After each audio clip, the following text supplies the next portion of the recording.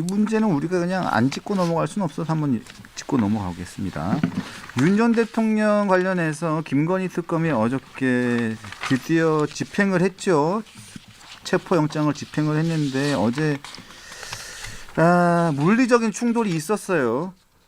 자, 이를 두고 오늘 여러 가지 조간에서 여러 가지에 대한 얘기들이 있었는데 전체적으로 보면 논조들이 대충 다 비슷합니다.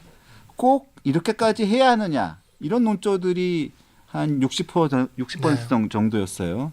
그리고 40% 정도는 윤 전 대통령 또한 꼭 이렇게까지 해야 되느냐. 그러니까 양쪽 다 양비론이 좀 많았습니다. 자, 좀 평가를 듣겠습니다. 저는 솔직히 말씀드려서 양쪽 다 문제가 있다고 생각을 합니다. 하지만 어제 같은 경우에는 전 특검팀이 조금 더 문제가 있다고 생각을 해요.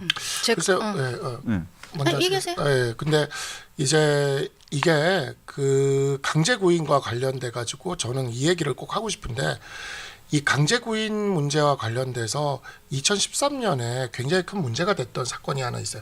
왕재산 간첩단 사건이라고 이 사건이 있는데 이 왕재산 간첩단 사건 때 똑같은 상황이었습니다. 구속이 되고 이 간첩단 혐의자들이 구속이 되고 그다음에 국정원에서 당시 조사를 하는데 이 간첩단들이 국정원 조사에 응하지를 않는 거예요. 그래가지고 강제구인을 시도를 합니다. 당시 왕재산 간첩단을 변론한 게 민변이에요. 그래서 민변에서 이 변론을 하면서 이런 식으로 강제 구인하면 안 된다고 소리를 높이고 당시 민주당 정치인들 그리고 소위 말하는 진보 정당의 그 정치인이라는 사람들도 굉장히 많은 비판을 했어요. 근데 그 사람들이 지금 말을 180도 바꿔가지고 윤석열 전 대통령을 조롱하고 있어요. 나는 이게 진짜 제일 이해가 안 되는 측면입니다. 왕재산 간첩단 사건은 어디까지 갔냐면요. 이 강제구인에 대해서 지금 윤석열 전 대통령 변호인단 측에서 그 소송하겠다고 했잖아요. 네. 왕재산 간첩단 사건도 당시 대법원까지 올라갔어요. 네. 강제구인의 불법성에 대해서. 결과는 당시 대법원이 강제구인이 합법이다라고 적법하다라고 대법원 판결을 만들었습니다. 그래서 구속 이후의 강제구인에 대해서 그것이 적법하냐 불법하냐에 대한 가장 최신 판례고 지금까지 안 고쳐지고 있는 대법원 판례가 그 판례예요.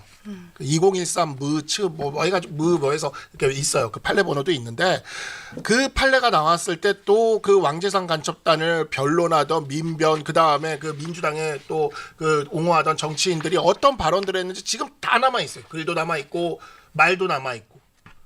근데 윤석열 전 대통령에 대해서 이런 식으로 뭐 속옷 차림 뭐니 해가지고 이렇게 조롱을 하고 있는 걸 보고 있으면 그때 그 사람들 지금 다 어디 갔나 저는 묻고 싶어요. 진짜 그 사람들 지금 다 어디가 있길래 지금까지 이렇게 되는 과정에서 피의자의 권리를 굉장히 많이 이렇게 옹호하고 지켜줄 수 있도록 법을 만들고 제도를 만들었던 게 민주당입니다. 그렇게 만든 덕분에 조국이 5년 동안 재판받고 그런 식으로 재판받고도 해가지고 그렇게 처벌을 어렵게 만든 것도 민주당이에요. 맞습니다. 그거를 이재명과 조국은 누리도록 하고 윤석열 전 대통령과 김건희 여사한테는 하나도 적용을 안 시키겠다. 이게 말이 되냐고. 당시에 문재인 정부 때 포토라인 서지 못하게 하는 그러한 규정도 만들었어요. 덕분에 우리는 조국이 그때 포토라인에 서지도 않고 언제 조사받으러 가는지도 모르게 조용히 조사받고 가는 거를 봤습니다. 근데 그거 지금 다 살아있는데 김건희 여사에 대해서는 그 긴 포토라인의 거리를 걷도록 만들고 그걸 다 노출시키고 에스컬레이터를 타고 올라가는 나는 그래요. 맞아요. 그런 거는 처음 봤어요. 네. 물론 혐의가 있는 사람이 올라가는 거 그거 뭐 편들고 싶은 생각 하나도 없어요. 네. 근데 의도적이잖아요, 너무. 그러니까 자기들한테 처음부터 그런 동선을 만들 수 있는 부동산을 임차를 한 것 같아요. 특검이 사무실을 알아볼 때. 그러니까 자기들한테 적용하던 룰과 자기들한테 적용하던 논리를 제발 사람 바뀌었다고 손바닥 뒤집지 말고 그대로 좀 적용을 해라. 그리고 오해하고 계시는 분들이 있는데 저희가 윤 전 대통령을 편들이라는 게 아니에요. 절대 그게 아니라 기본적으로 그 민주당 정권에서 조국 전 장관 시절에 만들어놨던 인권 맞아요. 준칙이 있단 말이에요. 그 준칙을 왜 윤 전 대통령에게는 지켜지지 않느냐는 얘기예요. 그렇죠. 그걸 저는 얘기하는 거예요. 지금 윤석열 전 대통령 내외의 상황과 관련해서는 법적인 부분이랑 정치적인 부분은 좀 나눠서 봐야 된다고 생각하거든요. 윤 전 대통령이 어쨌든 본인이 지금 상황에 대해서 법적 정치적 책임 회피하지 않겠다라고 국민들한테 선언을 했어요. 근데 이런 형태로 그러니까 수사기관에 나가서 진술거부권을 행사를 하면은 되는 것이 아니냐. 많은 국민들께서 그렇게 생각하시거든요. 그렇게 할 수 있음에도 불구하고 이렇게 영장 자체에 대해서 거부하는 모습을 보이는 것은 저는 잘못됐다고 생각합니다. 그거 잘못된 거죠. 그런데 지금 이야기해 주신 인권보호 수사규칙이라는 게 있어요. 이게 문재인 정부 때 조국 법무부 장관이 만든 거예요. 인권보호 수사규칙을 보면은 검사는 수사의 전 과정에 있어서 피의자의 명예가 훼손되지 않도록 노력하여야 한다. 이 의무 조항이 들어가 있어요. 그런데 지금 윤석열, 그러니까 내란 특검 같은 경우에는 처음에 강제구인을 시도를 하다가 안 되니까 포기를 하고 그리고서는 바로 기소를 했잖아요. 근데 김건희 특검은 조금 더 적극적인 모습을 보이는 거예요. 그러고서는 이제 체포영장 집행하겠다고 들어가서 뭐 교도관들이 뭐 어려워하고 뭐 이러니까 어쨌든 들어갔는데 거기에서 뭐 속옷을 입고 뭐 이렇게 있더라. 그런 이야기까지 할 필요는 없는 거예요. 그러니까. 내란 특검에서도 뭐 하려다가 못했다라는 것에 대해서는 이야기를 했잖아요. 근데 구체적인 얘기까지 그건 저는 국민의 알 권리 아니라고 생각하고 이거는 인권을 유린하고 있다라고 생각을 하거든요. 그리고 이번에 두 번째 들어갔을 때는 의자에 앉아 있으니까 그거를 여러 명이 달려들어서 의자채로 들어올리는 과정에서 윤 전 대통령이 바닥에 떨어졌다는 거 아니에요. 65세 노인이. 맞아요. 이러한 것들은 본인들이 만들어 놓은 인권보호 수사규칙, 조국 장관이 만들고 1호를 혜택 본 게 조국 부부예요. 그분들은 좀 아까 변호사님 말씀해 주신 것처럼 그 규정이 있어서 비공개로 지하주차장으로 들어갔어요. 그러니까. 정진상 실장도 비공개로 들어간 게 그 규칙이 있었기 때문인 거예요. 노웅래 의원 막 이런 사람들. 그러니까 이 인권보호 수사규칙을 선택적으로 인권을 쓰는 거야. 왜냐하면 정청래 대표가 악수는 사람이랑 하는 거래잖아요. 그러니까 보수 쪽 사람은 보수 쪽 인사는 사람도 아닌 거야. 그러니까 인권도 없어. 인권보호 수사규칙도 적용할 필요가 없는 거예요. 이런 형태로는 저는 전혀 이렇게 하는 게 제대로 된 수사인 것인가. 저는 이거 정말 문제가 있다고 생각하거든요. 윤 전 대통령도 정치적인 부분에서 저는 비난받아야 된다고 생각하지만 지금 특검이 보여주기식으로 망신주기식이라고 이야기하는 게 바로 이런 지점입니다. 왜 본인들에게만 인권보호수사규칙이 적용이 되는가. 선택적 인권에 대해서는 해명해야 되지 않나 싶습니다. 그래서 제가 이런 부분에 있어서 피의자 인권을 강화하자는 이야기를 줄기차게 해왔던 소위 말하는 진보적 법학자들, 법률가들 이런 사람들이 이 사태에 대해서 어떤 반응을 보이는지 쭉 한번 SNS를 한번 훑어봤어요. 훑어봤더니 대부분 침묵이고 심지어 조국 사면에 대해서 찬성하는 분도 계시고 제 은사님 중에는 그런 분도 계시고 그걸 김어준 방송 나가서 얘기하는 사람도 있고 정말 진짜 황당무계하던데 거의 유일하게 제가 보니까 고려대 로스쿨의 박경신 교수라고 있어요. 박경신 교수가 한 분 하시더라고요. 이 박경신 교수가 이런 식으로 하면 안 되는 거다. 이건 인권 침해다라고 얘기를 하더라고요. 그게 진보고 그게 인권 옹호고 그게 진정성이지. 내 편한테는 뭘 해도 되고 네 편한테는 무슨 뭐 정말 아무렇게나 다 이렇게 해도 상관없다. 이게 무슨 그러니까 저는 이 사람들의 사이비성을 이번에 제대로 보여주고 있다. 윤미향을 사면하잖아요. 맞아. 예. 광복절날 윤미향 사면하고 이게 사이비예요. 이거는. 맞습니다. 그래서 윤 전 대통령의 체포영장 재집행 시도에 대해서 완력까지 동원한 부분에 대해서 특검이 진보 성향인 참여연대 공익센터장을 지낸 고대 법학 교수시죠. 박경신 교수가 강제 체포는 고문이다.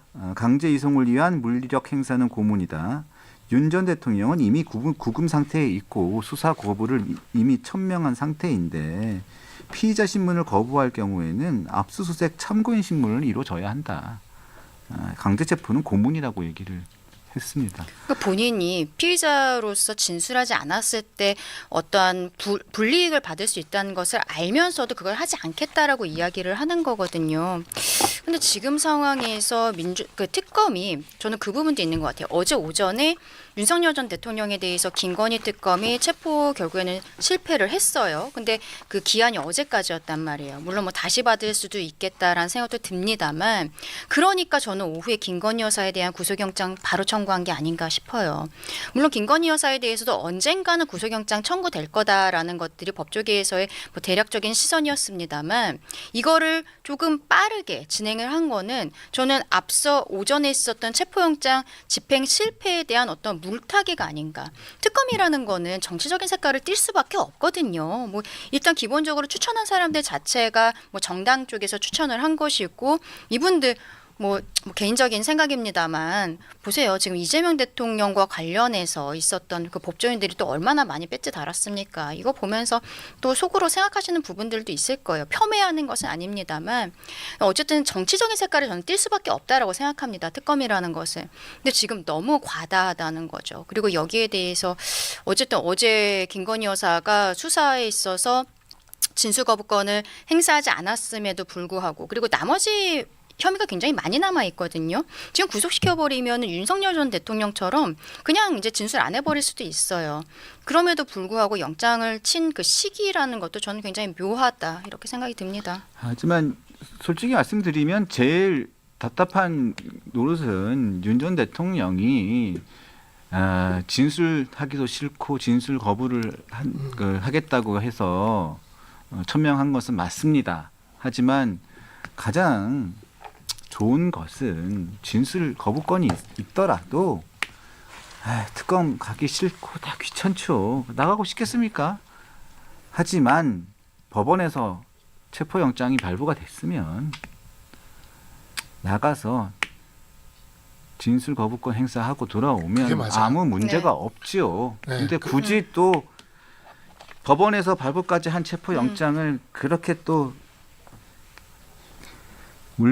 또 거부하고 하니 자꾸 또 일이 생기고 특검은 또 거기다 또 물리적으로 또 굳이 안 나가겠다는 사람 체포가 목적입니까? 아니잖아요. 맞아요. 진술을 듣겠다는 게 목적이어야 되는데 네. 끝까지 그 사람을 데리고 나와서 망신 주게 하고 하겠다는 그런 목적으로 변질이 돼서 맞아요. 끌고 나와서 물리력까지 행사를 해가지고 망신 주게 하고 속옷이 어떠니 저떠니도 망신 주기로 변질시키고 결국은 국민들한테 짜증나게 하고 전 대통령 더 망신 주기 해가지고 결국은 더 이상한 꼴로 만들어 버리고 저는 그래서 더 양쪽이 다 한마디로 다 꼴로 보기 싫습니다. 저는 그 윤석열 전 대통령 변호인단이 조금 변론을 대통령을 위해서 좀 해줬으면 좋겠어요. 이게 제가 아까 왜 왕재산 간첩 사건 얘기를 했냐면 왕재산 간첩 사건 때도 그런 식의 강제구금을 저항하는 그거를 민변의 변호사들이 대법원까지 가서 다퉈버렸단 말이에요. 그래서 그와 같이 그 구속 이후에 강제 구인에 대해서 적법하다는 판례를 만들어 버렸잖아요. 그러니까 그거를 뭐하러 그렇게까지 하나죠? 그게 최종적인 판단에 도움이 되지도 않아요. 법원 입장에서도 보면 법원의 영장을 무력화시키겠다는 거잖아요. 그러니까 이런 거를 대법원까지 다투고 불복 절차를 밟을 수는 있어요. 절차가 있으니까. 근데 그게 과연 윤석열 전 대통령에게 도움이 되는 건가를 이게 변호사라면 얘기를 해줘야 됩니다. 이건 이미 선행 판례도 있고 그리고 진술 거부권은 충분히 보장되기 때문에 그리고 변호사들이 옆에 같이 들어가니까 그냥 진술 거부하셔라. 대답하지 않겠다고 하면 된다. 이렇게 하고 그냥 가서 그리고 조사하러 가면 에어컨은 나와요. 아니 거기 지금 이화영 씨가 지금 하잖아. 0.78평 선풍기 하나 에어컨도 없다고. 그러니까 그냥 가셔서 에어컨 바람 좀 쐬시면서 그냥 진술 거부하고 오시면 돼요. 굳이 이러실 게 아니라고요. 근데 그러니까 그거는, 저는 이거를 좀 변호인단이 좀 설득을 해야 된다. 이걸 막 불복하려고 이러지 않아야 저는 된다. 변호인단이 이야기하기 전에 본인이 검사 출신이잖아요. 누구보다 잘 알고 있을 거고 나가지 않고 이 영장에 응하지 않겠다는 거는 윤석열 전 대통령 스스로의 판단이다라고 생각을 합니다. 결국에는 아직 그 지지해주고 계시는 강성 지지자들에 대한 정치적인 메시지라고 생각을 하는데 어쨌든 그래서 저는 이게 윤석열 전 대통령이 정치적으로는 잘못된 판단을 하고 있는 것 같다라고 말씀을 드렸던 거고 근데 이게 법적으로 지금 법과 규칙상으로 이런 형태로 강제 구인을 해도 되는 것인가? 그걸 객관적으로 보려면 교도관들의 태도를 보면 돼요. 처음에 그 내란 특검에서 원래 이게 실행하는 건 교도관이 해야 되는 거거든요, 법상. 근데 교도관들이 못하겠다고 하는 거예요. 뭐 전직 대통령에 대한 예우도 있고 뭐 여러 가지로 뭐 본인이 거부를 하고 있으니까 안 되겠다. 그러면서 교도관들이 뭐라고 얘기하냐면 특검과 수사관을 파견해 달라고 합니다. 근데 그때 그 무렵에 이제 뭐 영장실질 심사하고 뭐 하고 하면서 여기 약간 그 무마가 되면서 바로 그냥 기소를 해버렸거든요. 근데 지금 김건희 특검도 어저께 그 2차 집행 들어가기 전날 저녁에 정성호 법무부 장관이 교도관들에게 협조 요청을 해요. 이거는 교도관들이 다 공무원이거든요. 그러면 이게 적법하지 않다라는 판단을 갖고 있는 거예요. 그래서 본인들이 이걸 했을 때 어떤 그 공무원 징계를 넘어서서 형사처벌이 될 수 있는 거예요. 윤석열 전 대통령 변호인들이 문제제기하겠다라고 하잖아요. 그러면 본인의 공무원직도 날아갈 수도 있어. 그러니까 이 사람들을 달래기 위해서 당신들 뒤에는 법무부가 있습니다. 우리 정부가 있습니다. 이 얘기하려고 정성호 법무부 장관이 교도관들에게 협조 요청을 별도로 한 이유가 바로 그거거든요. 그럼 지금 교도관들도 본인들이 이거를 해도 된다는 확신이 없는 상황인데 특검이 이거를 무리하게 김건희 특검이 내란 특검도 결국엔 포기했는데 하고 있는 모습은 정치적으로 해석할 수밖에 없다고 생각하는 겁니다. 네.